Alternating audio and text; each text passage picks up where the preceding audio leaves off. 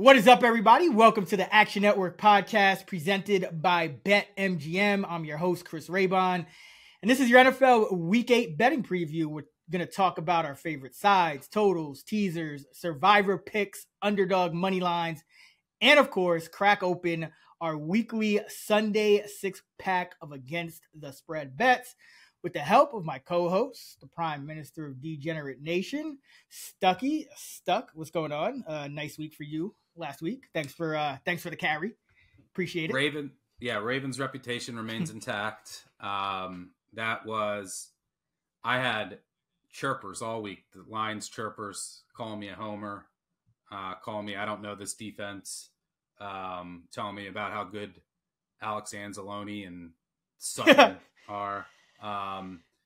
That was big bet for me, and that was about as sweat-free and as enjoyable as any NFL bet has ever been for me. I mean, it was 35-0, and even with a fumble, it should have been like 42-0. So yeah, I mean, I won't spend too much time on that game. Who cares? Last week was last week, but I will say the Ravens. I felt even more confident when the Ravens won the toss and they took the ball.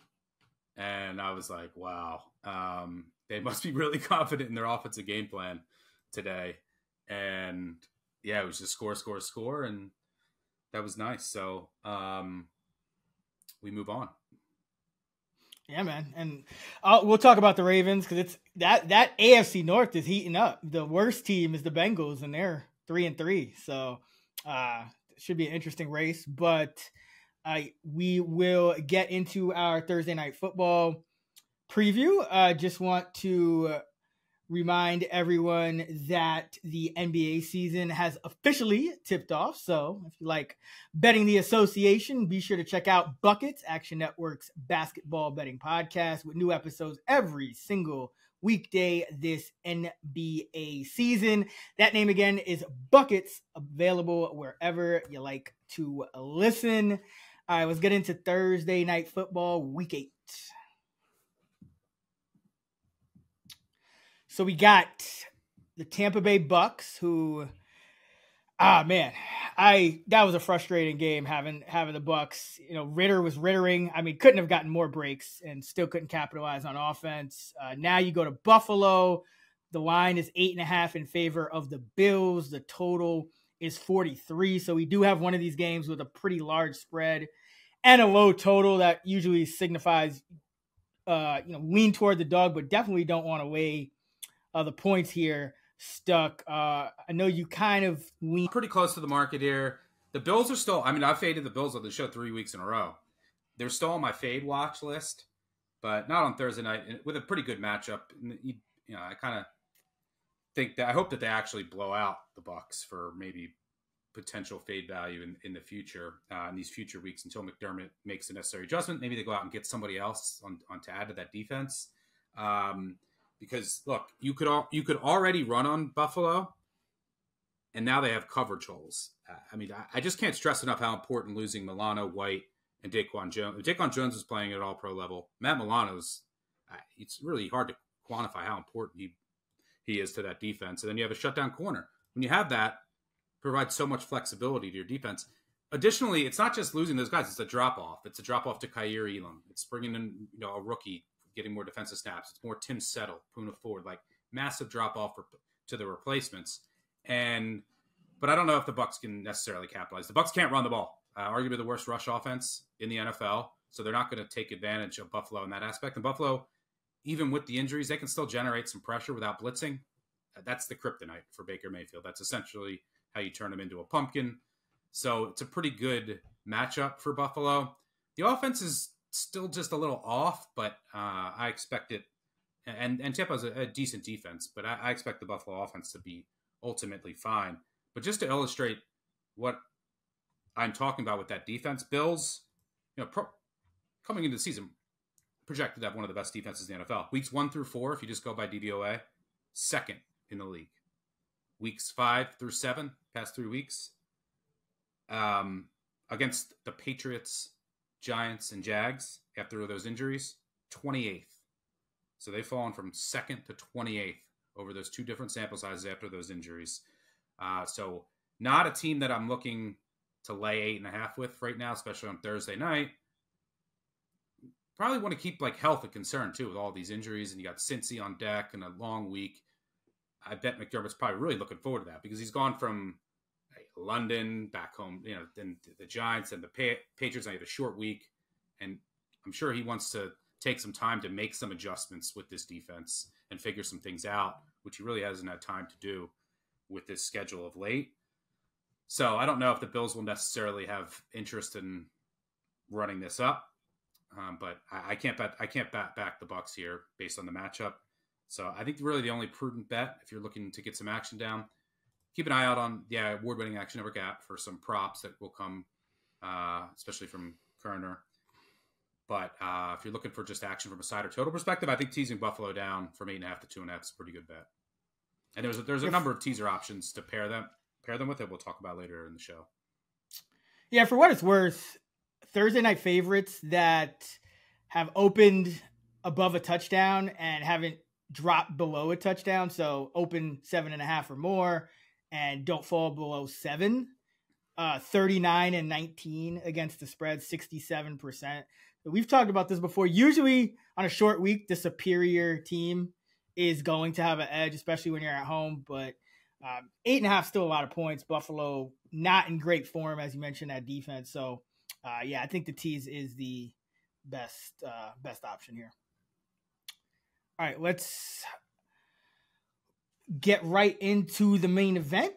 The week number 8 Sunday 6-pack.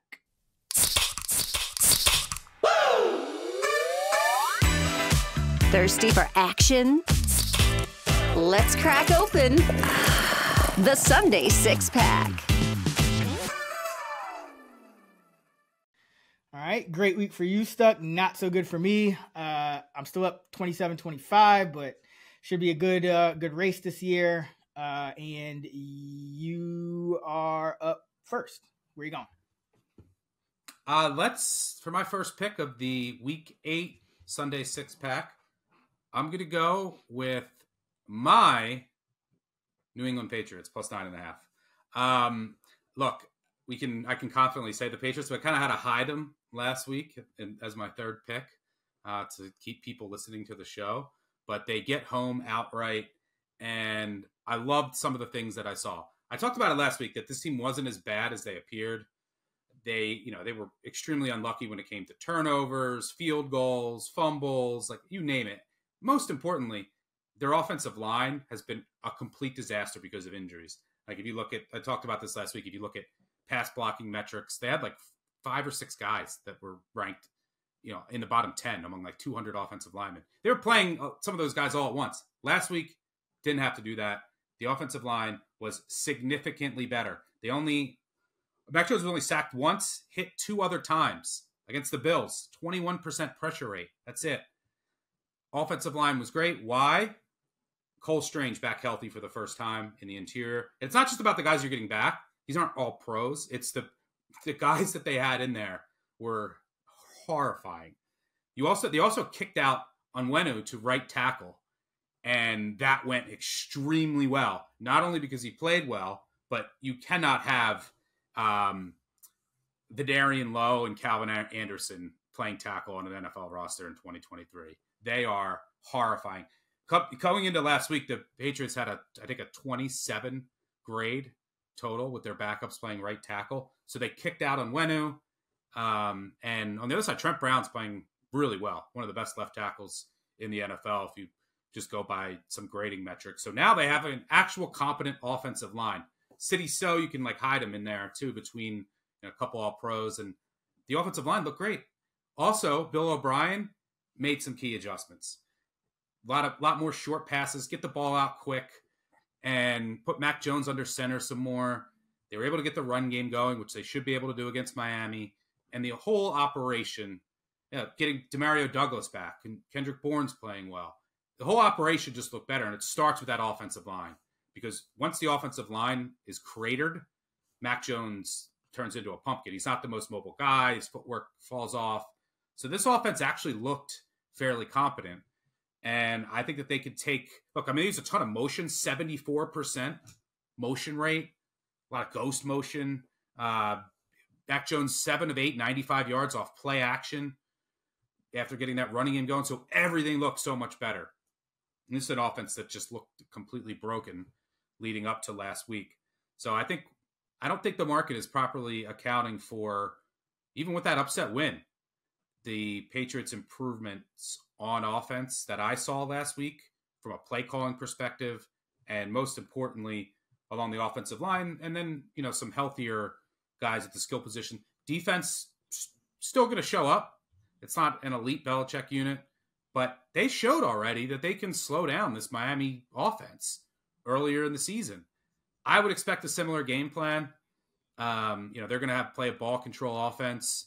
There's also a lot of wins here. There are heavy wins projected, which obviously favors the Patriots and their short passing attack and wanting to run the ball, and I think it would harm the Miami wants to throw it more downfield a bit more. And Miami's offense is decimated by injuries. Your Armstead hit the IR. Isaiah Wynn hit the IR. Connor Williams still dealing with an injury. I think Waddle practiced today. He's dealing with back issues. You never know when they can flare up. So the offense isn't fully healthy right now. So I think this is too many points. I think the Patriots can build on that effort last week and run the ball. And this is still a bad Miami defense. The Pats are still due some breaks in a number of different categories. I think the weather favors New England here. So I think this is too many points. I loved what I saw from New England after really digging into what was going on. And I think it's sustainable. It's not going to be a great offense, but they can actually just control the clock and move it efficiently compared to the disaster we saw earlier in the season. And it all started along the offensive front. You go to the other side, the Miami, and Miami's offensive line. Now they have the issues, and we've seen in the past when that offensive line, with Tua, when that offensive line was a disaster, as you would expect, his efficiency kind of falls off the map. So I like New England here. I didn't put this in the app yet, sitting at plus 9.5. Doesn't really matter for our contest, but I'm going to wait to see if more Miami money comes in. Kind of in a dead range here, so it's worth waiting to see if a 10 pops. If not, I'll still be on the Patriots at plus 9.5.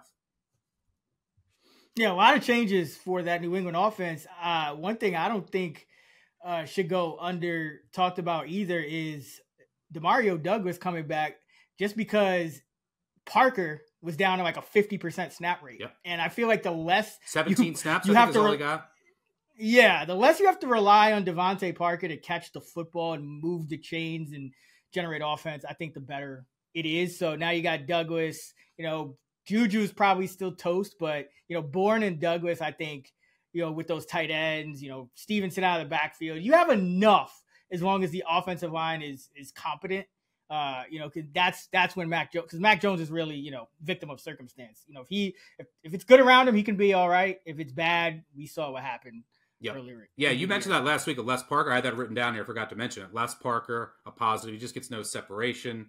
Yep. And the defense is getting healthier for the Patriots. That's something else to mention. They've been dealing with a lot of injuries on that side of the ball. They made some tweaks in how they were bringing pressure. And I mentioned they only allowed a 21% pressure rate.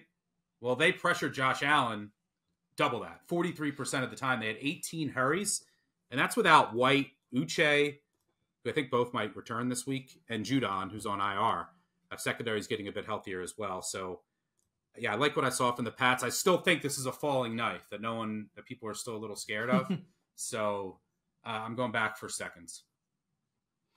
Yeah, no, I definitely get it. I mean, at some point it's going to run out, but right now, you start getting to this point in the season and you start, certain teams are hitting their stride and certain teams are kind of running into little bumps. Miami might be, San Francisco might be running into some bumps, and that is a good segue for my first pick, the second overall of the Week 8 Sunday 6-pack. I'm going with the Cincinnati Bengals plus 3.5 against the San Francisco 49ers.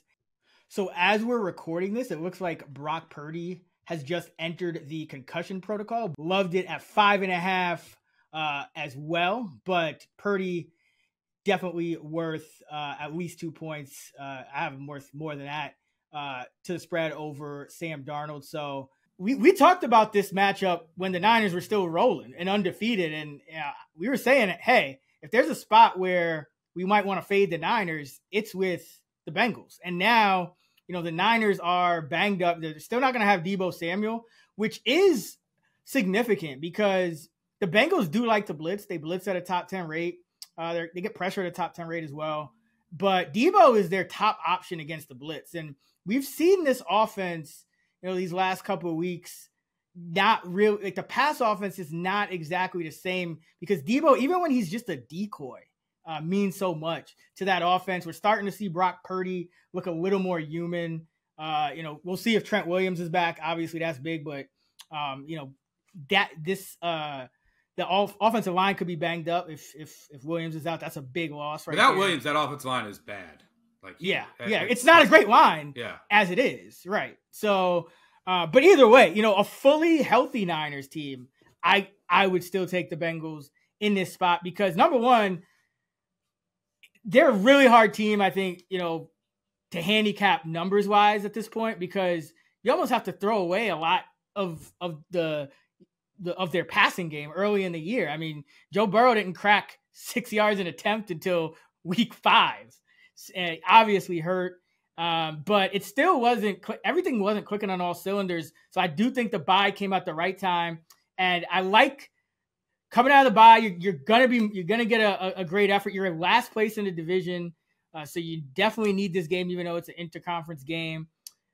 I love Lou Anarumo, their defensive coordinator, and with an extra week to prepare, this Niner team, they were running up 30 on everyone. Last couple of weeks, they've hit some snags. Even if they get Williams back, still no Deebo, still kind of short week. Bengals on off the bye, so that favors the Bengals. But Anarumo, one of the best schemers. So with an extra week to prepare for this game, especially seeing finally seeing some weaknesses for the first time in almost a year with Purdy at the helm, I think you're going to get a great game plan from Anarumo. Remember, he was the same guy who held the Chiefs to 24 last year, 23 in the playoffs. Got past them in the AFC Championship game the year before that. Good game plan against the Bills last year in the playoffs. So this team is known for great defensive game plans, and this is I know Burrow hasn't looked good so far this year. I think the bye will do wonders. You started to see some of the movement, the pocket movement come back pre-bye. And now he, had that 2 weeks to rest.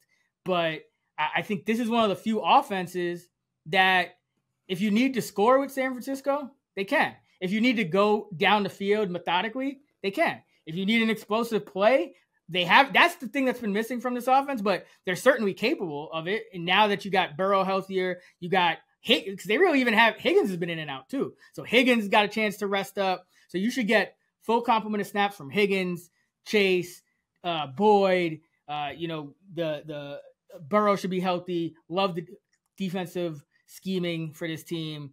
They get enough pressure. 49ers not quite at full strength. Definitely beat up. Not the same team that was just rolling on everybody. Definitely beatable and vulnerable. And we don't even need the Bengals to win this game.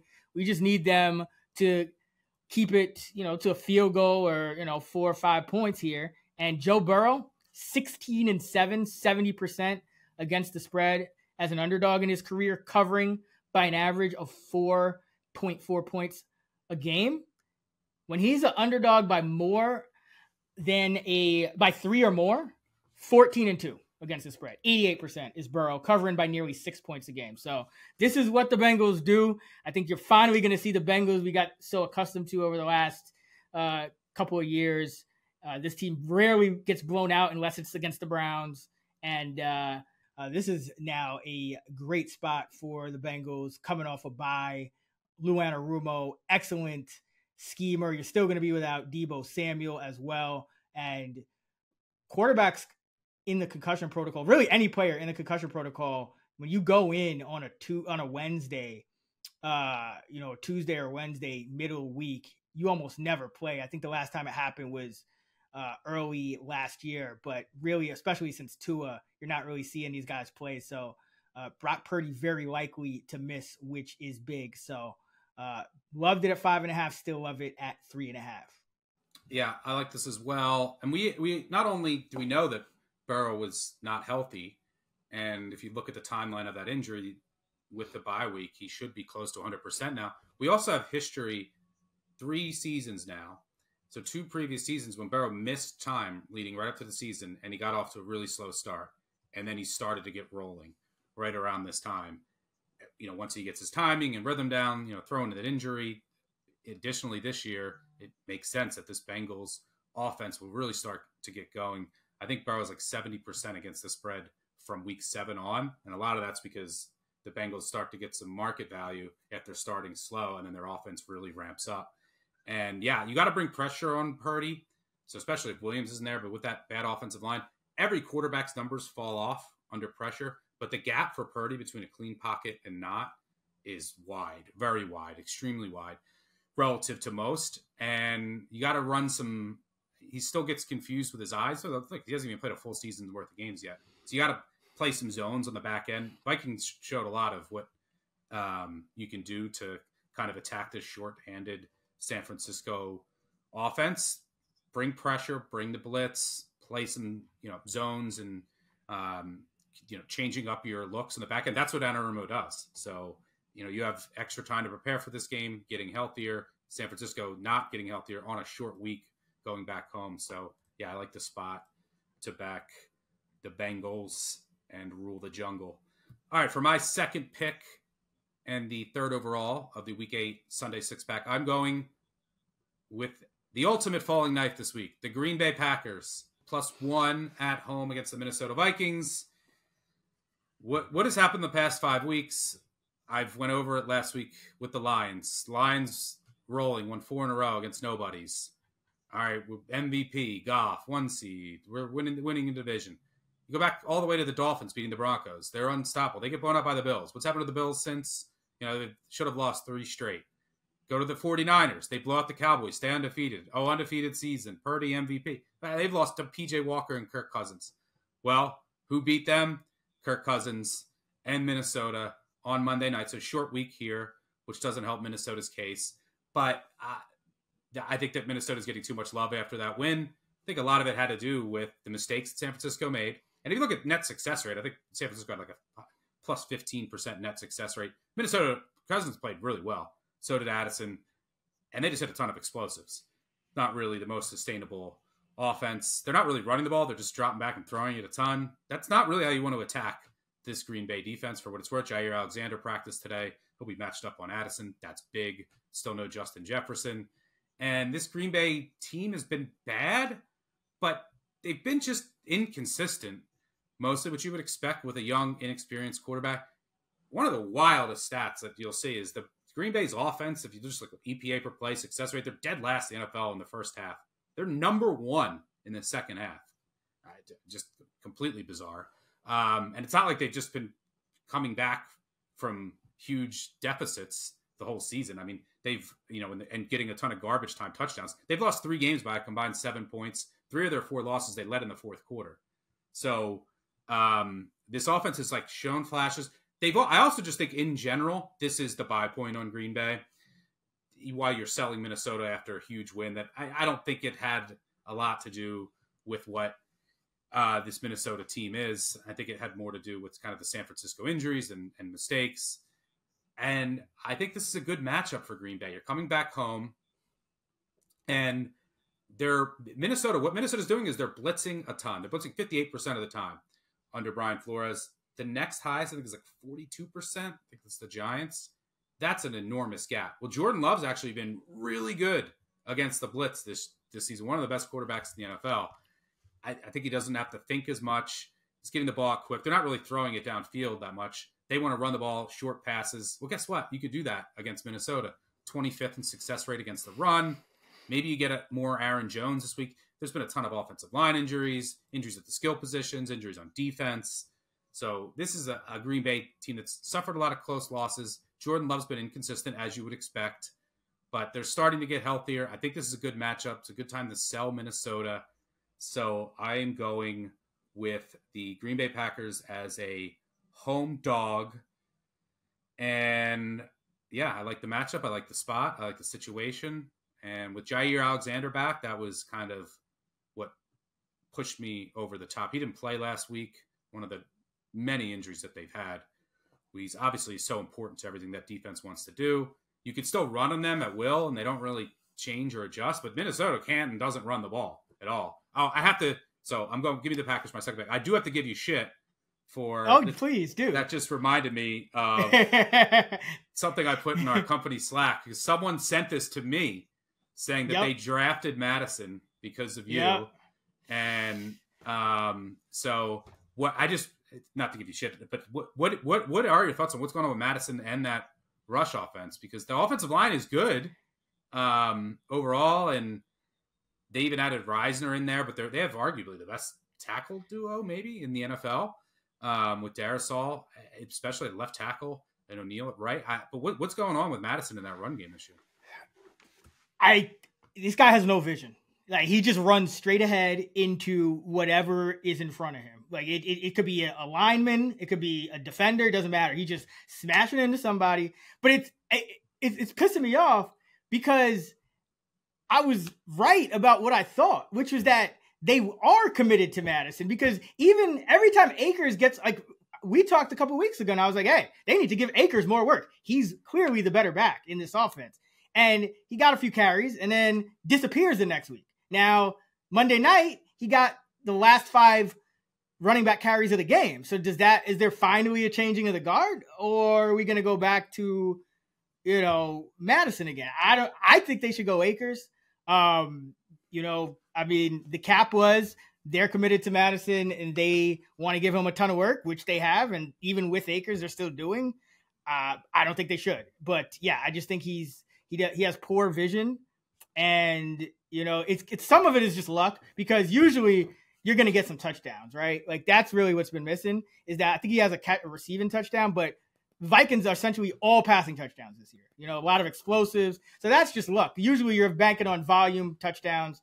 Not every fantasy back is going to be Saquon Barkley or whoever, but yeah, I fully will accept shit for that. And by the way, one other question, just on the other side of the ball, people might be curious in for fantasy and betting, because I know I am. This is a game. Look, the Minnesota defense, they blitz 58% of the time, but they also are dropping their safeties way back.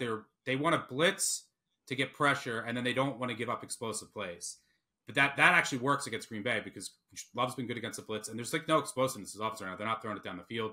You also can run on Minnesota, even if Aaron Jones can't go, with a full workload. This is a good game for AJ Dillon, just to kind of just success rate, methodically drive down the field with his bowling ball style and just go for 3-4 at a time. Because Minnesota, they're also dropping 8 in drop 8 coverage, double the next highest team.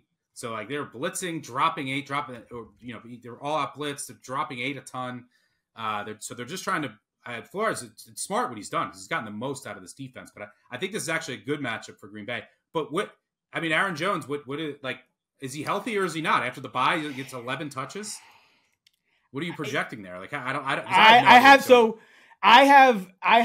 usually with running backs, the recent data is usually very predictive. Like, just like, even if you look like the past 1 game or 2 games. So I have it pretty much dead even right now.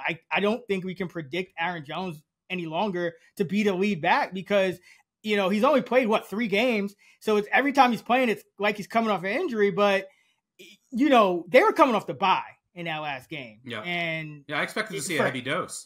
Yeah, as did I. And I even the beat writers were saying, I think they quoted the coaching staff like, yeah, Aaron Jones should be ready to go. So I mean, he's getting older, and a lot of times we always forget, right? And we're going on a tangent, so I'll go on after this, but how after the season, there's usually at least, probably 10 to 15 guys that if you're just reading, their exit interviews or whatever, they're like, oh yeah, I played the whole year with an injury, right? And it's like, that just might be what's going on with Aaron Jones, because the offense needs him, because AJ Dillon is essentially another Alexander Madison. Madison. Like it takes a lot for AJ Dillon to have a productive game. You know what I mean? Like it's not just you want him to be your short yardage guy. That's it. Right. Yeah. And he's not even great at that. So yeah, it's a head scratcher. But then again, I'm starting to think, and I know you were high in the Packers coming into the year. I'm starting to think that this team is just not well coached. You know, I know LaFleur has the underdog record, but I'm thinking a lot of it was Rodgers, because a lot of the decisions I'm seeing, you know, this has been an issue for years now, you know, not giving Jones especially enough touches and not running the ball enough. You know, just it just doesn't. And like Jordan Love, even the things that, like, when I watch him on film, a lot of the things that he messes up on, it's like simple things like not having his shoulders and feet squared in the same direction to his target, and think, you know, like it's things that you could easily coach these guys up. And for them to come out that flat off the bye against Denver, I'm starting to really question this coaching staff. Joe Barry, like bringing him back, I don't know, man. But I agree. I mean, these are two mediocre teams. Like Green Bay's not as bad as they look. Minnesota's not as good as they look. So I like the spot here. It's reversal. We used to always fade the pack in these spots. Yeah. Now fading the Vikes. But enough of that. Let's go to my second pick, the fourth overall of the Week 8 Sunday 6-pack. I'm going with the Baltimore Ravens -8.5 at the Arizona Cardinals. Listen, this is usually I'd be like, all right, Ravens letdown spot. They could have a letdown spot, in my opinion, here and still cover this number. I have this at 10.5. So it's just too much value for me to pass up. Like this is just a mismatch. Baltimore is number 1 team overall in DVOA. The Cardinals are 28th. And Baltimore's top 5 offense, top 2 defense. Really, probably the top best defense in the league by a lot of metrics. I mean, especially after we saw what happened to Cleveland last week. But Arizona, their one saving grace, because they're bottom 2 on defense, they're 31st. Their one saving grace this year has been their offense has been mediocre on paper, 16th in DVOA. But that's misleading because, and this tends to happen, and you've talked about this a lot, when you have these backup caliber quarterbacks, the longer they play, the worse it gets. The more, you know, they just start getting figured out. You can't scheme and play call around them as much anymore. And defenses just, you know, got kind of figured out. And Josh Dobbs against a tougher schedule earlier in the year, you know, first 4 games, 6.6 yards an attempt, 4 touchdowns, no picks. And, you know, the Cardinals were, you know, above average offense, EPA, DVOA, all that stuff. Last 3 games, Dobbs, 5.2 yards per attempt, 2 touchdowns, 3 picks. Arizona dead last in EPA per play, dead last in success rate. They've been getting blown out by multiple scores in every game over their last 4 games. And, you know, so that Dallas game is just looking more and more like a mirage. And Dallas didn't show up. Remember, everyone was like, "Oh, yeah, the Cardinals might be better than we thought." No, they've lost by 19, 14, 17, and 10 since. Yeah, and again, sometimes in these spots, and every situation is different. As a bettor, you're looking at a team like, all right, team lost 4 straight. You know, time to jump on board. Falling knife. I think the knife is going to continue falling like this because this Raven team is just hitting its stride now. This Raven team, even though they just blew out Detroit, they still need to keep winning games because, as I mentioned, you got 3 teams above 500 in this division, and then the Bengals are in last place, and we know they're dangerous. And Baltimore, you know, finally got the offensive line healthy, finally got all the receivers healthy, finally got, you know, the secondary healthy. So I think Baltimore's peaking at the right time. Arizona's just falling deeper and deeper into that team that we thought they were going to be at the beginning of the year, which is the worst team in the league. And listen, their other 2 losses by 4 and by 3, but that was the Commanders and the Giants. And those 2 teams we know are 2 of the worst teams in the league. They also were up 28-0 on the Giants. Right, exactly. And still, yeah, so they played, you know, that one and a half decent games, really. You know, I'm not even like that Washington game, that was just Howell doing Howell things. But this Ravens team, I mean, we could get stalled every time in the red zone. We could just go like 5 Tucker field goals and win like 15-3 here. I don't really expect Arizona to do much on offense. It's just unsustainable. The line is 23rd in pass blocking, 26th graded out in run blocking. Two of your top 3 receivers are 180 pounds, 5'7" and 5'9". You don't really have size, even though I like Marquise Brown and Rondale Moore is fun sometimes. And you lost Ertz, so you lost a veteran there. And even Connor, I think usually running backs don't mean anything, but James Conner was averaging 5.4 yards a carry. He graded out as 3rd best running back in the league. He's getting at PFF. Explosives too. Right, but think about this, and this is full season numbers. Connor's 5.4 yards a carry is higher than Josh Dobbs's net yards per pass attempt. Every time Dobbs drops back, he averages 5.2 yards, and that's full season. That's with the good start. That's with the first 4 weeks included. Dobbs is averaging 5.2 net yards every time he passes. So James Conner for this specific team is a big loss. But Ravens are stopping the run. They're stopping the pass. They're stopping everything. And for defensively for Arizona, it's just there's no real talent there. So now what they've done lately is they've just kind of sat back in zones. They're not really doing anything exotic. And yeah, you can't. Like, they're not blitzing. They're blitzing at the 4th lowest rate. I said that last week against the Lions. Lions don't blitz. Lamar's been the best quarterback in the NFL against teams that not blitz. Arizona and Detroit basically blitz at the same frequency. Bottom 5. 8.3 yards an attempt is 4th when not blitzed for Lamar. 5 touchdowns, 1 pick, 112 passer rating, 87 when blitzed. So huge difference in efficiency for Lamar. But even if you blitz him, like, now you got the healthy receivers, and if you're blitzing, you're going to be playing some man coverage. So Lamar's still going to be able to make plays. Like, on a fast track, his legs. This is just a mismatch.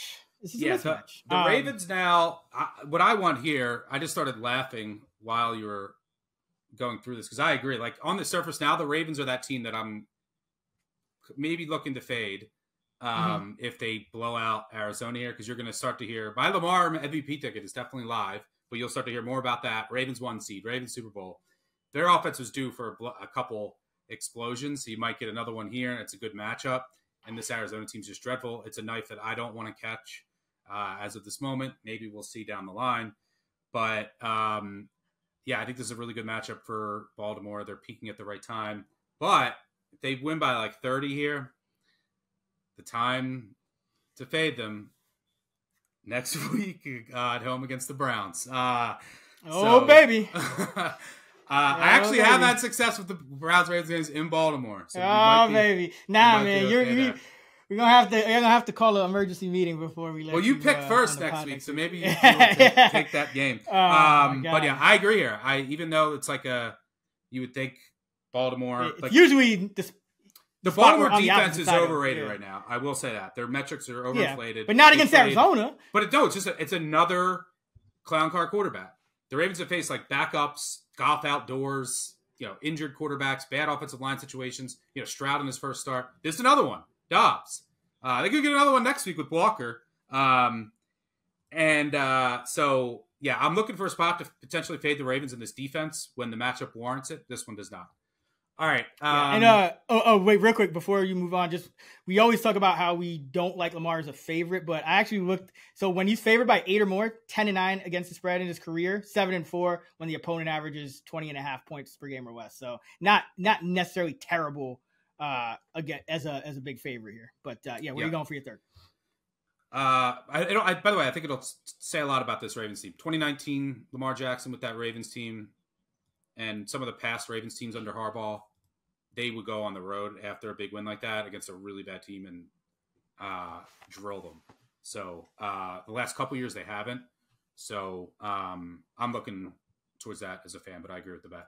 All right, for my third pick and the 5th overall of the Week 8 Sunday 6-pack, Denver Broncos +7 at home against the Kansas City Chiefs.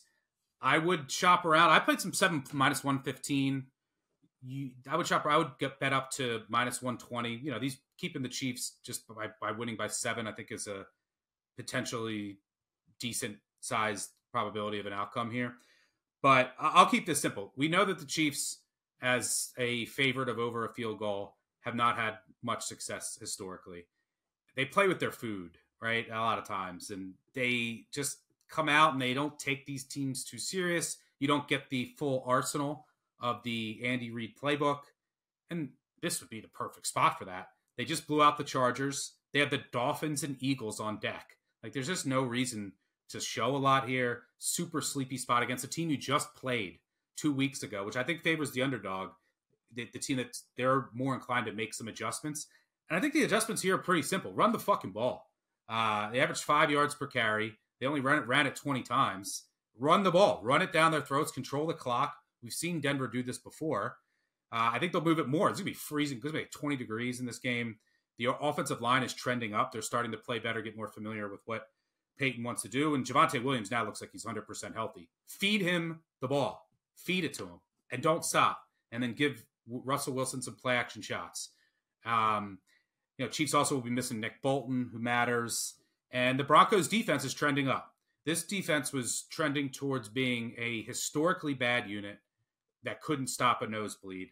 The last 2 weeks, they shut out the Packers in the first half, held them to 17 points. They held the Chiefs who were kind of playing around with their food again, 21, 22 points in that game. Why have they been? I mean, look, I honestly think Vance Joseph was on, what's the date? I don't know, a 40-day bender. I don't know what he was doing with his defense. But 2 weeks ago, they finally made some schematic changes in how they were bringing the blitz. And most importantly, last week, they finally benched Damari Mathis, who didn't play. He's been the worst corner in the NFL by far. And when you have Patrick Surtain on the other side, what's going to happen? You're going to throw at the other corner a lot. And when you have the worst corner in the league, that's a problem. So you got Fabian Moreau in there, who's serviceable. He's not elite, but he's not Damari Mathis. So they benched Mathis finally. They're also getting healthier just in general. DJ Jones is back. Browning is back. So this defense is a little better overall, and they made some schematic changes. They benched Damari Mathis, which is just massive. Chiefs offense still, maybe Travis Kelce catches 37 balls again, but it's still not firing on all cylinders. This is a spot usually the Chiefs kind of sleepwalk through.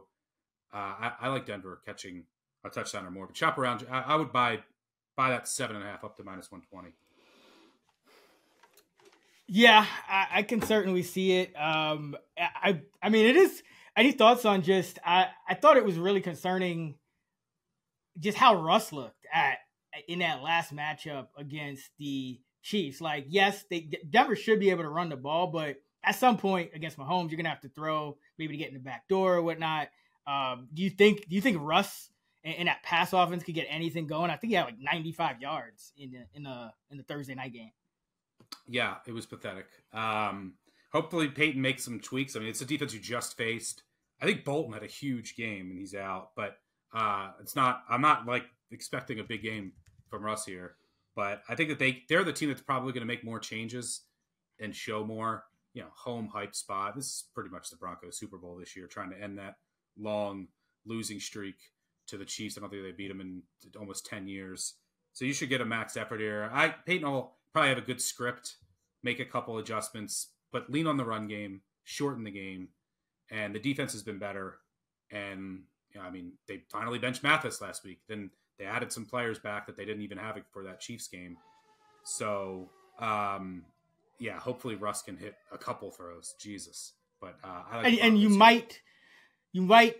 probably won't have Sean Payton calling a 3-point timeout for Kansas City this time. 3-point timeout. Then the Chiefs won that game. Look, I mean, the Chiefs were just -10.5 at home on a short they won by week. 11. But they weren't able to run the clock out late.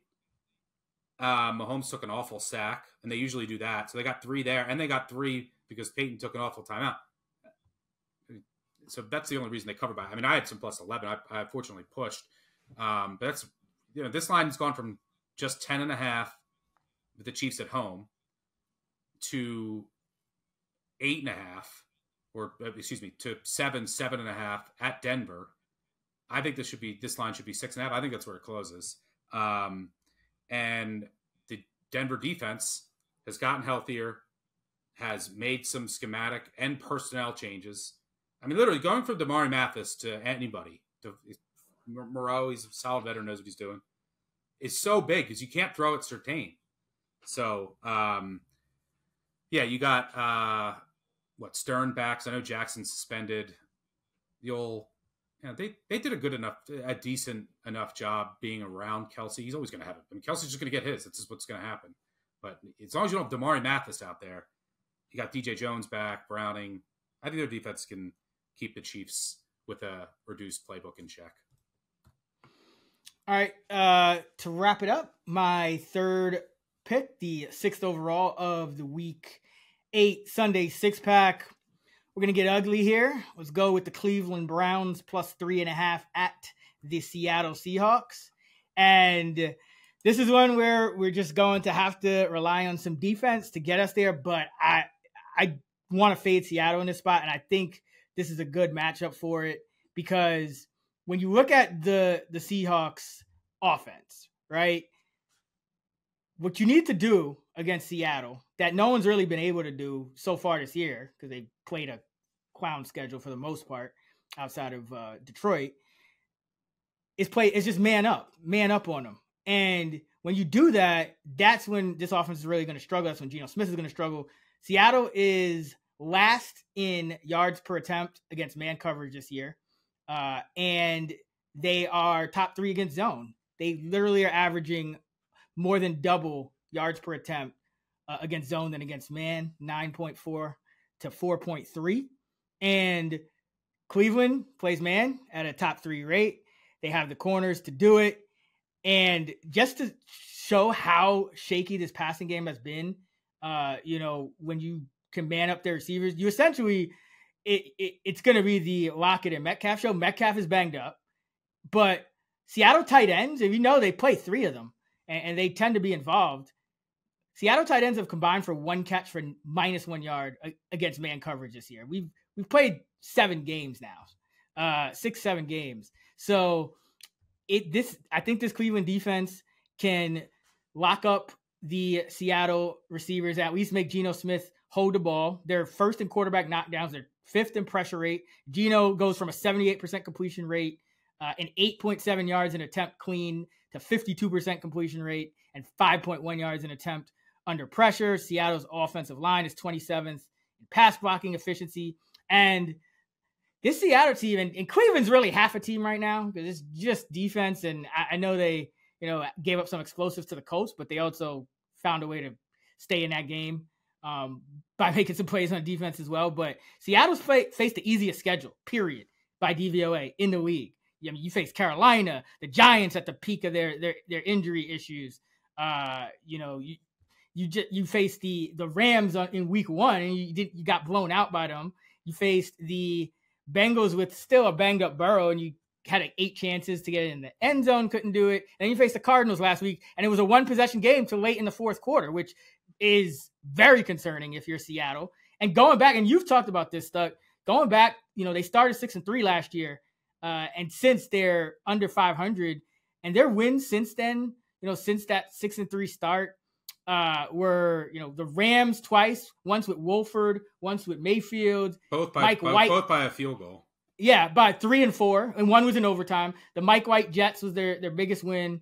Then this year, Detroit in overtime with a 3-0 turnover edge. So, you play that game 100 times. Seattle's not winning that game more, Seattle's losing that game more often than not. And then you beat Carolina, the Giants, and Arizona. So Seattle has beaten nobody in a year, really, except Detroit. And that was a game that, if you play it out, larger sample, you probably don't win that game more than you lose it. Cleveland, I'm not trying to say that Cleveland is this juggernaut. PJ Walker is terrible. But if you look at the last 2 weeks, they found a way to win games. And even if, that San Francisco makes that field goal, they still lose by 2 points? Even if the Colts end up, hanging around yeah, right. They're still hanging close in these games, talking about 1-2 point margins. We're getting 3 in the hook here. And, you beat a San Francisco team that's still a quality team. I know they were banged up, but, still impressive win with PJ Walker. thanks to the defense. And then last week, you give up, ridiculous amounts of explosives to the Colts. It happens. No defense is going to remain perfect over the full year. And the Colts are kind of catching people off guard. I mean, I know I've had some erroneous handicaps with the Colts games, betting against them, betting on their unders, things like that. So the Colts are catching people off guard. But Seattle, again, I just think this defense, the book is out on them. And on offense, I just think, it's kind of a wash, right?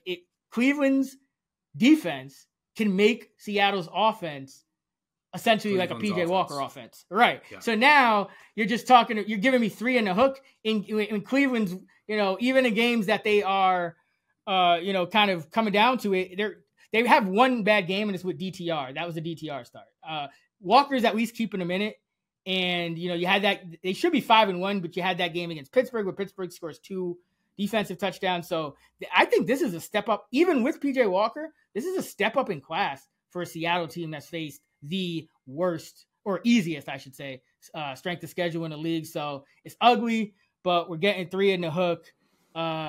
So let's go with the Cleveland Browns and hope Myles Garrett and company find a way to get us a score and some turnovers. Yeah, I like this now that you're getting the hook with what I think is the best defense in the league, and I expect them to bounce back after last week. It was more about explosiveness, not efficiency. This is a good matchup for the Cleveland defense. I mean, look, Cleveland's not going to be able to run it. But taking the hook and a half, taking the 3.5 with a total that's plummeting. I don't know, it's at 38 now. That's the move here. It's a good matchup for both defenses. Probably comes down to like who makes a mistake. So I completely agree. And looking back at, I don't know if you want to recap, then we can look at our quarterbacks, because at least you got Joe Burrow and Lamar Jackson, because the quarterbacks I'm rolling with are Mac Jones, Jordan Love, and Russell Wilson. Vintage. Back to my roots. By the way, my Jordan Love lead the league in interceptions ticket is still live. He's in third. He's tied for third with 7. Garoppolo and Hurts are in front of him. Garoppolo probably not going to play enough games. Hurts probably not going to continue leading the league in picks. So I'm still live. Is your Fields MVP ticket live? What's that? Nah, but you made fun of me. But a hilarious stat about Justin Fields is he leads the league. He still leads the league in touchdown rate. He's the league leader. Start the campaign. Ridiculous. Start the MVP. I'm just saying. I'm just spitting facts, bro. I'm just spitting facts. Just spitting facts. But that's going to do it for the Week 8 Sunday 6-pack. Stuck has the Patriots plus 9.5, the Packers plus 1, and the Broncos plus 7. I got the Bengals plus 3.5, the Ravens minus 8.5, and the Browns plus 3.5. Now it's time for our coach's pep talk. I don't know who the fuck you think you are, either. You aren't letting me or not letting me do shit. All right, here's a little fucking cheat sheet for you. It's never gonna be me and you, all right? You got it? Get that in your fucking head. I'm tired of your one-way fucking bullshit. If you want to see me again, come down and visit me in Florida. Go. This week's coach's pep talk comes to us from the 2010 film The Town, and we're dedicating it to Mac Jones. Gotta go give Mac Jones some love and some luck, because you are once again catching the falling knife this week, Stuck. So best of luck once again to Mac and Bill and this is what Bill. Parker. I saw our producer tweet this out. This is basically what Bill Belichick will say to Mac Jones after Week 18. Stuck, you and I know more memories are made when you're there for live NFL action. And when you need tickets, Ticketmaster's got you covered as the official marketplace of the NFL. Ticketmaster gives you more ways to find your perfect seat. Their interactive seat map gives you 360-degree previews of your section to make sure that you have the best view of those pivotal plays. And if your plans change, Ticketmaster gives you more flexibility to sell or transfer your tickets. Plus, mobile tickets make getting in on game days a breeze. And you can even customize your Ticketmaster app to rep your team's colors. Find tickets today at Ticketmaster.com/NFL. Time for our favorite totals of the week. You hit last week. I did not. My under was crushed pretty much in the first quarter. But on the year, we're combined 9-5 on totals. So it's been a good year so far for the pod. I will go first. And I'm going Eagles, Commanders under 43.5. And this is just a cap of the Eagles and their play style, especially on the road. I think they're going to bleed clock here. They had a high-scoring game against Washington in the first one, but usually in these division games, second matchup is tighter, and usually you can expect, things to kind of shift. In the first game, I think Washington scored in an opening possession, and I don't think that's going to happen this time. I think it's going to be a lot tighter defensively for Philly, and then they're going to run the ball on the other side. On the road, their totals, 45, 36, 37, 34. At home, 62, 65, 48. So they definitely tend to pour it on a little bit more at home. We'll see if Bayard plays this week, but nice trade for them. Howie Roseman continues to just make great moves to help the team. And, with Blankenship out, that's going to be a good long-term move. But Bayard, one of the better safeties in the league. But also, in addition to Philly and their play style leading to an under, Sam Howell, I mean, I don't know what was up with Philly's defense in that first matchup, but I think they could get pressure on how we saw what he kind of gets into when there's pressure. And the Giants aren't even they have to blitz to bring pressure, but it was just sack after sack after sack. And Washington went 1 of 15 on third downs. Now you got to face a much more talented Philly defense that doesn't even need to blitz necessarily to get as much pressure. They're getting healthier on the back end with the corners at least. And you got Carl Cheffers, referee in this game. Only 2 defensive pass interference calls all season long for Cheffers. So he tends to let defensive backs be a little bit handsy, which is always good for an under because, it's like an explosive play if you get a deep pass interference call. Cheffers, same number of OPIs called this year as DPIs. Yeah, he loves OPIs. Yep, and he's only called 1 roughing the passer too, so he's probably going to be hitting Howell a lot. So that also is good. So like the referee matchup in this one, and Jalen Hurts, I don't think he's hurt, no pun intended, but he did exit that that Sunday night game with a knee brace. Now he's on a short week, division game, should be hard hitting. So, if Philadelphia can get a lead here, I don't think this is a game, as we've seen with them on the road, I don't think this is a game where they want to pour it on. He had 21 yards on 11 carries last week. So the rushing might not be there for him. So I think you see a lot of DeAndre Swift in this game. And I think they learned from their mistakes, in giving up 31 to Washington in that first meeting and short things up. And if when in doubt, Cheffers should be able to help us out. His unders in outdoor games since 2020, 24 and 14, 63%. So going with this Commanders, Eagles, NFC East under. Yeah, I like this one. I also like the Commanders. I'm hoping to get a 7. This is just a great spot for them. They were embarrassed last week. You're hearing all the right things. I think they come out with an inspired effort against a team that if Paddleboat Ron goes for 2, they could have beat in Philly. And this is just not – and they've played Philly tough a couple times over the last couple years. I think they upset them. What was it? Yeah, they won in Philly last year. Yep. So there's some matchup things that make them a little feisty. And the Eagles just beat the Dolphins. After this week, I think they just, hey, let's stay healthy. Let's not show much, which I think helps the dog in the under. After this week, they go Cowboys, Chiefs, Bills, Niners, Cowboys, Seattle. That is their next 6 games. That is as hard of a stretch as I've ever seen in the NFL. Cowboys, Chiefs, Bills, Niners, Cowboys at Seattle. All right, for my favorite total, I don't know what's gotten into me this year, but every week my favorite total is an over. I guess I have a winning record, but it's not great. I feel like it's the year of the under, and now I'm liking overs when I generally like unders. But I'm going to go with the Carolina Panthers, Houston Texans over 43.5. Shop around if you're out there. It doesn't matter for this contest because pushes or losses for our picks. But if you can find a 43 key number, see if you can do that. As always, just with every bet, shop around, try to get the best number, have as many outs as you can. But this is the time of year starting now. As always, buy low, sell high, have my numbers to account for. And then also, this is when I start to, okay, what does the market maybe not accounting for enough?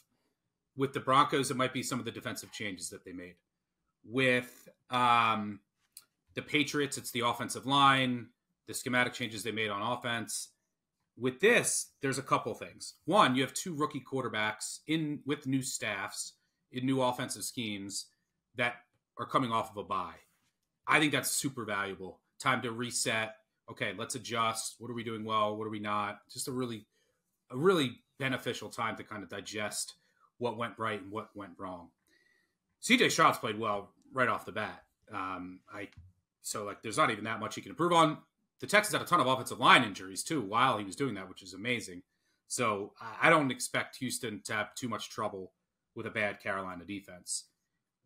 But the other side of the ball is where I think that there's even more value with this over is the Carolina offense has been dreadful, especially if you remove the game when Andy Dalton started. Bryce Young's just looked too small in the pocket. The games look too fast for him. But he's actually showed some flashes the past couple of weeks before the bye. But most importantly, Frank Reich gave up play calling duties. And in that, against Miami, in their game before the bye, they went super fast. And they were one of the slowest teams in the NFL prior to that. And their offensive coordinator from the McVay tree, like tempo. By the way, Bryce Young also liked tempo at Alabama. They led the NFL no huddle rate that week. Now, part of that is they were playing from behind, but they also were up 14-0 in that game. We're using tempo right off the bat. So I expect them, they were one of the slowest teams.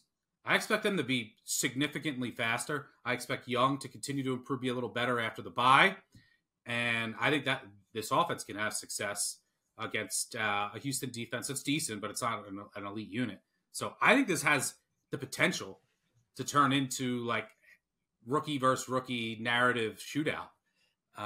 So I think there's some value here. Also, you're just getting some suppressed totals across the board because of the success that unders have had to start the season. So yeah, I like this over. I think this should be 45 plus. Yeah, I love this as well. When you look at Houston, Stroud's obviously been great. Offensive line getting healthier.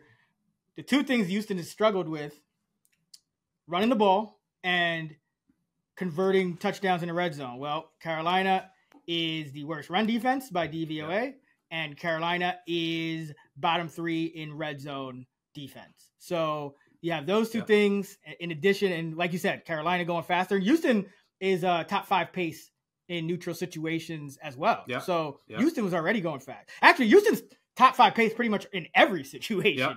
Now that I look at it. So if you have Carolina going fast, I love this one. This was probably going to be my play if it wasn't for the Eagles Commanders. So I'll probably jump on this one as well. I was looking at maybe taking the Houston team total. Like I feel like Houston has a bigger edge, but they are on the road.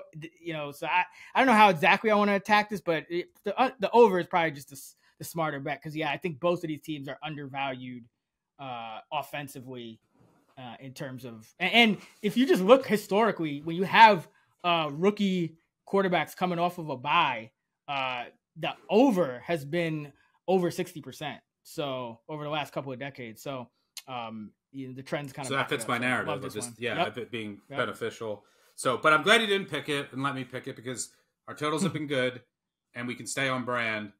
You with the ugly under and me with my newfound love for overs. Yeah, no, this is a great one. I think it makes a lot of sense. And I think we did a segment mixing a water on Happy Hour where somebody, I think it was 12-1 for this game to be the highest scoring game of the week. And it's not even like that's not even remotely outlandish. Like I think there's a definitely a good chance for this game to be the highest scoring game of the week. And it's going to kind of catch people by surprise. Yep. Agreed.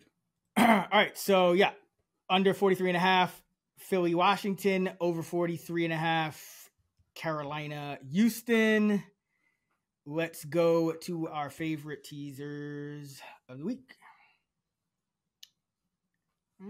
We're combined 11-3 on teasers, so another good year for us in that category as well. If you're unfamiliar with teasers, it's when you essentially get an extra allotment of points to parlay 2 or more spread bets. Usually it's 6 points. So we do a 6-point 2-team teaser here. And that would mean if, for example, you have an 8-point favorite, they become a 2-point favorite, an 8-point underdog becomes a 14-point underdog. Stuck has a lot of content where he explains exactly how you want to tease, going through the key numbers of the 3 and the 7. So Google Stuckey teasers, and you can find that. But where are you going, Stuck, for week 8? Let's go with 2 pieces that are going to go through 3 and 7. I'm going to go with the Giants, teasing them from plus 2.5 to they're 3, plus, so it would be just up 3 to 9.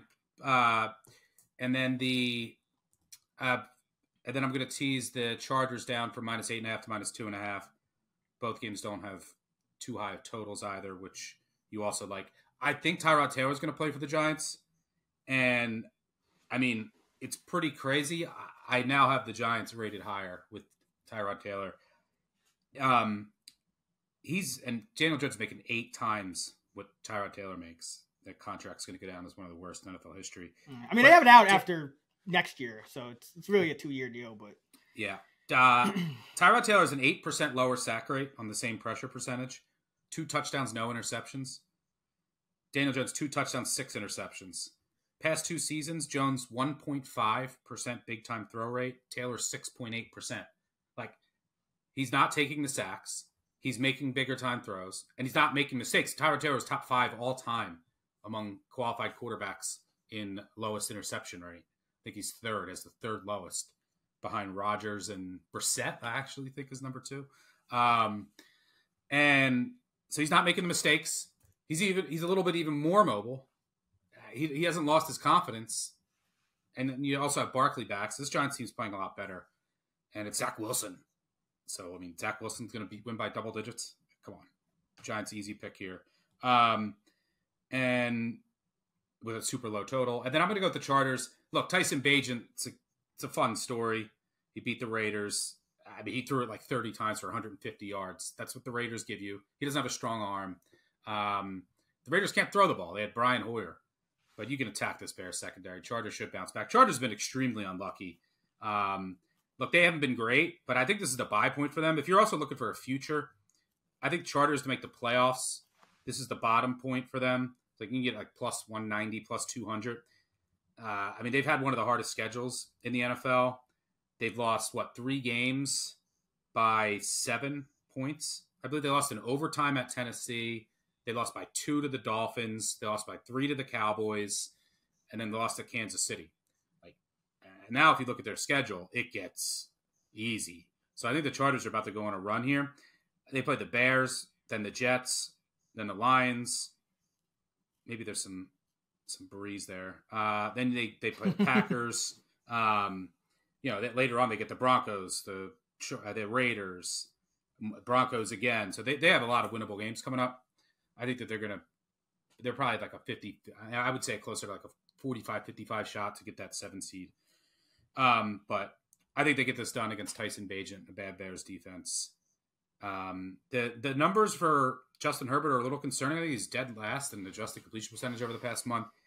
He's the offense also without Mike Williams. Like just the numbers are very, very poor, which is something that I'm monitoring closely going forward. I mean, his success rate drops by over 15 percentage points, 55% to 40% without Williams. It's a small sample size, but that draft pick of Quentin Johnson, Ugh. when he went right before Zay Flowers and Jordan Addison. So that's definitely concerning, but they should have enough to win this game. So Chargers Giants. Yeah, I mean, we saw Mike Williams get off to a slow start to his career, so not necessarily say never for Johnston, but yeah, looking at the guys who are contributing right away, and Flowers was the guy that really stuck out to me. Addison has been great as well, but I feel like Flowers, you just kind of knew that he was going to ball out, and Addison can beat man coverage, so that's got to be tough because I mean, those guys could really change things for the Chargers. Maybe the right answer is just it's like firing Kellen Moore was the wrong choice, and hiring Kellen Moore is the wrong choice. Maybe that's just it. It's just, I consider the Chargers, but I'm gonna go Baltimore to 2.5, and then Kansas City to 1 here, just so we don't have both of our teasers relying on the Chargers, who could they could easily still win by 1 point or something. Yeah, end up fair. charging. So I already talked about how much I love Baltimore, and I know you like Denver in this spot, but I still trust KC to get a win here. They are 29 and with Mahomes starting, they're 29-3 against the AFC West, including 12-0 against Denver straight up. So it might be ugly, but I still Mahomes expect is them to also get it done. 19-0, including the postseason, away from home, neutral or road games, straight up as a favorite of 5 or more points. Never lost a game. Beast. Yeah. So that gives me even more confidence, to take him as a teaser spot here. So I will do that. So you got Chargers 8.5 down to 2.5, and Giants 3-9. I got Ravens 8.5 down to 2.5, and Chiefs 7 down to 1. As a reminder, the Action Network podcast is presented by BetMGM. Use bonus code ACTION, ACTION, when signing up to get up to $1,500 paid back in bonus bets if your first bet loses. For new users in Arizona, Colorado, Illinois, Indiana, Iowa, Kentucky, Louisiana, Maryland, Massachusetts, Michigan, New Jersey, Ohio, Pennsylvania, Tennessee, Virginia, West Virginia, and Wyoming. Terms and conditions apply. Must be 21 or older. Gambling problem? Call 1-800-GAMBLER. All right, time for our underdog moneyline parlay. You pulled ahead of me again with your third hit last week with the Bears. Wasn't really ever in doubt. And Miami never really got on the, they were in striking distance, I guess, at one point. But yeah, just going on the road against tougher competition hasn't looked great for Miami this year. So it's back to the drawing board. Where are you going for week 8? Well, last week we went with a quarterback making his debut. Why did I like that? Just the variance. Playing a backup quarterback. Well, same thing here. Desmond Ridder is a backup quarterback, so we're going against him. And the Falcons, who just even if they look good, they still just try to give away games. And we're going to go with Will Levis, who I'm not a believer in, but I've never pretended to be a quarterback evaluator. I don't think anyone really is that can nail it. So you're going to get Levis. You'll probably get some Willis. A lot of variance in this game. Tennessee can still defend the run. You want to attack their secondary. Ritter's looked a little better of late, but going on the road here, Tennessee off a bye. Vrabel is a dog. Let's go with the Titans. Yeah, I was tempted to just make them one of my picks, but yeah, I still might, because you have Ridder on the road. I mean, how many times did Desmond Ridder come this close to scoring and then essentially hand the Bucs the game last week? And he still, I mean, you're talking about that fumbling at the 1-inch line. Like who does that? But yeah, so I mean, this is a winnable. You could have 2022 Malik Willis or Josh Dobbs, and this is still a winnable game for the Titans. Vrabel is a dog. Yeah, it is a problem. The one thing that worries me is Atlanta's run D has been legit. I think they're number 1 in EPA per rush allowed. You have to face in the Bucs, of course. Yeah, true. But you want to attack Atlanta through the air. It's you're gonna have to make some throws. This game, I might bet the under in this game too. This game should be ugly. Yeah, it's down to 36 though. It's you got a turnover or something, something. Especially with those quarterbacks in the game. Yeah, I was thinking about that too, but we'll see how the line moves as the week progresses, because that seems like money's coming in out of Atlanta. Maybe we see if we get the hook. If we got the hook, that would be amazing. But I will go with the good old fashioned Tomlin home dog spot against the Jags. Inconsistent Trevor Lawrence. They're not giving us the 3 here. And, Steelers kind of a letdown spot, to be honest. I mean, unfortunately they didn't, they couldn't hold that. The Rams couldn't hold that lead against the Steelers last week, and it kind of came apart in the fourth quarter. Well, they finally cut Brett Maher. Naher. Brett Naher. My guy Naher.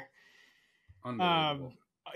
But I can't even pronounce the new kicker's name, like Havlicek. I don't even know how to pronounce that. I think he was on the Browns, right? Yep. Preseason rosters and whatnot. But I digress. We're going Steelers here, and basically we know that Mike Tomlin and this Steeler team, great as underdogs, great as home underdogs. Tomlin, home dog voodoo. Like, that's all you got to say. Yep. 16-9. 16-9 straight up. 64% as a home dog. Like, that's unreal. Like, remember, underdogs win, 35% of the time on average, something like that. 30, 35. Like, he's winning 60. He's winning as much as he's supposed to lose as a home underdog. As a underdog from October on, regardless of location, 37 and 28, 57%. If you bet on the Steelers since Mike Tomlin took over, every time they were a money line dog from October on, you would have a 44% ROI. Just unreal. So we're going Steelers plus 120 here. And for the Jaguars, they're kind of riding high, but you and I talk about this all the time. Jaguars are a tough team to handicap because we know they have the talent. We know Trevor Lawrence is great, but they're just inconsistent. And right now, you're kind of at the top of the market. I remember seeing a quote before the rest of, like, after the Thursday night game, like, nobody has more wins than the Jaguars right now. And then obviously I think the Chiefs and the Eagles won again, but 5-2, 4 straight wins seems like time for a letdown. So both of these teams are due for a letdown, but the Jaguars, I guess, are due for a bigger letdown. So we're going Steelers money line plus 120, parlay that with the Titans plus 125, and you get odds of plus 395. And that is going to do it for our money line underdog parlay. And Stuck, some NFL coaches are already on the hot seat, which means the NFL season must be in full swing, and you might be looking for wholesome, convenient meals during this crazy time. So let our sponsor Factor, America's #1 ready-to-eat meal kit, help you fuel up fast with chef-prepared, dietitian-approved, ready-to-eat meals delivered straight to your door. You'll save time, eat well, and stay on track as you gamble your way into winter. With Factor, you skip the extra trip to the grocery store, along with chopping, prepping, cleaning up too, while still getting the flavor and nutritional quality that you need. Factor's fresh, never frozen meals are ready in just 2 minutes, so all you have to do is heat and enjoy, then get back to fading rookie quarterbacks on the road or backing Mac Jones for the 3rd week in a row, whatever you like to do. Our listeners can head to factormeals.com/actionnetworkpod50 and use code actionnetworkpod50 to get 50% off. That's code actionnetworkpod50 at factormeals.com/actionnetworkpod50 to get 50% off. And finally, we've got the best of the rest games that we have not covered in any other segment, but are still, as they say, meaningful to some. Saints at the Colts. Colts favored by a point, total 43.5. This is another sneaky over, I think. Fast track. Colts have just been shattering dreams. They play really fast too. Yep, they play really fast. Minshew's terrible under pressure, but he's hitting enough explosives to make it all work somehow. And they're throwing the ball down the field. And then on the other side, I feel like this is that Gus Bradley cover 3. So if the Saints are ever going to wake up on offense, they kind of woke up for a quarter in against Jacksonville, but the Saints are ever going to wake up, this cover 3 defense, you can kind of throw deep down the sidelines and have some spaces in there. So I think it's sneaky over. What do you think? Yeah, don't mind that. You also have like a mini bye for the Saints. Their offense started to maybe figure some things out late. It's a new scheme for Carr. Can work on some things with an extended break. But I mean, I make this, I don't know, right around a pick. So unless it gets to 3, no interest. Yeah, Saints are just, I mean, consistently underperforming. I mean, I talked about this coming into the year. This is why I like the Falcons over the Saints for this division. And, you know, I mean, it's actually not looking too bad right now. But, yeah, this Saints team just not – I don't think they're very well coached. I think that Carmichael scheme is pretty shaky, and I don't think Carr's doing them any favors.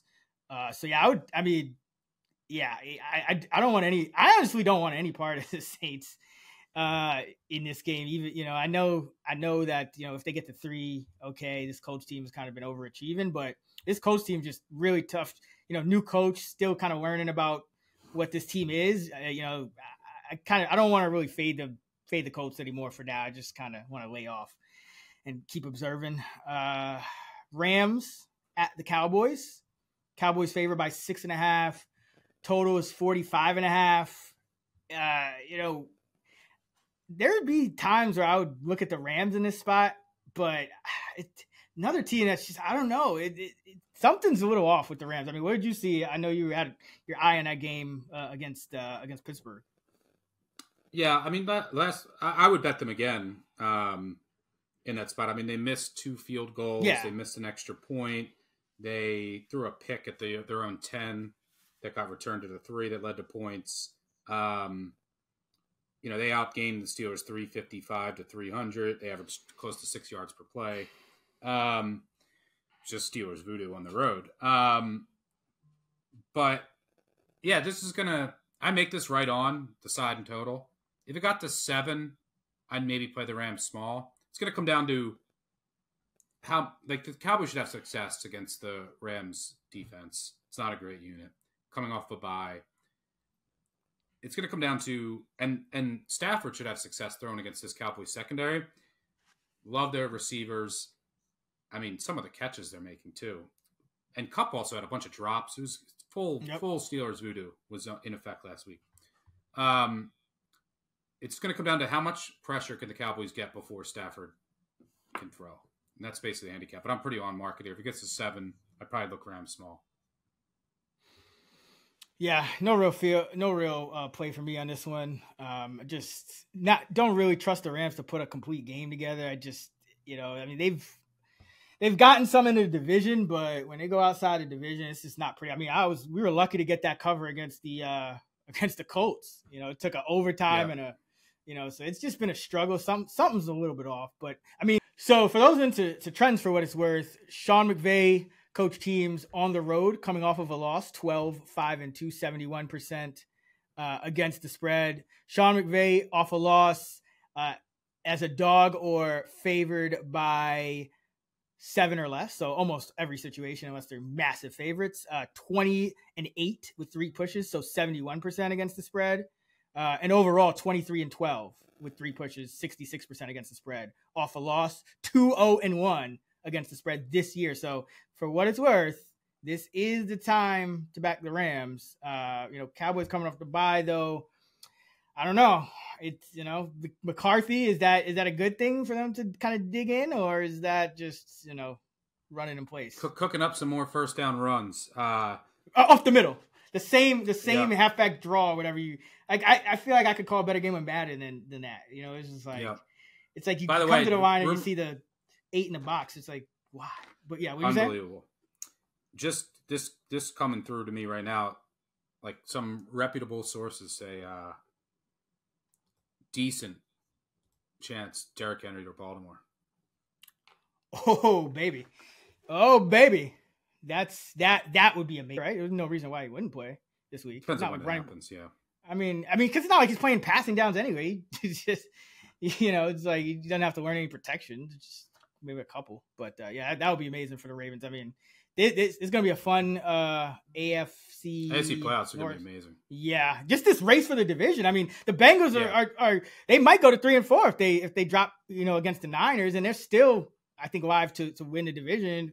But the Ravens, they're looking really good. But like you said, defense a little overrated. So, But the Ravens, I would say, right behind the Eagles in terms of teams that make really good, mid-season additions. So we'll see. Yeah. See what happens there. Okay. What do we have left? That's just Survivor. That's it. Yep. Just Survivor. All right. So it's all you. Yep. So went Washington in week 1, then Giants, KC, San Francisco, Miami, Buffalo, Seattle. This week, I know a lot of people will probably use the Chargers. I still think, like, of the 8.5 point favorites, I'd much rather have I know it's on the road for the Ravens, but the Chargers, I mean, SoFi is not really getting much of a home field anyway there. But I mean, you're talking about Ravens 8.5 against the Cardinals is just, to me, a much bigger mismatch than just, there's a lot more uncertainty, I think, with this Bears team. I mean, maybe Beige doesn't have to do much. Maybe, they can run it again with Foreman and keep the game close and hang around for one possession, and then you never know. So I feel better about the Ravens blowing out the Cardinals. And when you look at the Ravens schedule, even as good as they're playing, I don't really see another spot where I'd love to use them. I think they host the Rams at home. Let's see, what week was that? But that's not like a gimme the way we thought it would be earlier in the year. Yeah, they host the Rams in week 14, coming off a bye, so good spot. But it's only week 8, so you got to get there first. I don't really see a spot where I'd use the Chargers either. But yeah, Ravens are they host Seattle, host Cleveland, host Cincinnati the next 3 weeks, at the Chargers, then host the Rams, which is probably the best spot remaining, at Jacksonville, at San Francisco, host Miami, host Pittsburgh. Right? So yeah, you're really not using the Ravens any other time unless it's that week 14 game, but you got to get there first. So yeah, Ravens this week. Let's go. Chargers host the Broncos, host the Raiders. Host the Broncos. They play the Broncos twice. The Broncos might have also blow up everything by then. So they got the Broncos twice. They got the Raiders. There's some chances to use the Chargers. Yeah, but I mean, inherently, a team that tends to play down and up to the competition, plays a lot of one-score games, I just rather avoid in Survivor. Yeah, but I'm saying you might need them late. Yeah, definitely. There's definitely some time to use them. Yeah, whereas the Ravens, you're really probably talking about one other spot, unless you have like a massive, some massive injuries for their opponents. Yeah. But that's going to be a wrap for us. Thanks for listening. We'll be back here every Thursday, all season long. You can hear more of me this week with my guy Kerner talking fantasy, DFS, and all that good stuff over on the Fantasy Flex Pod. And check out our Action Network Discord server if you want to chat directly. Link in the episode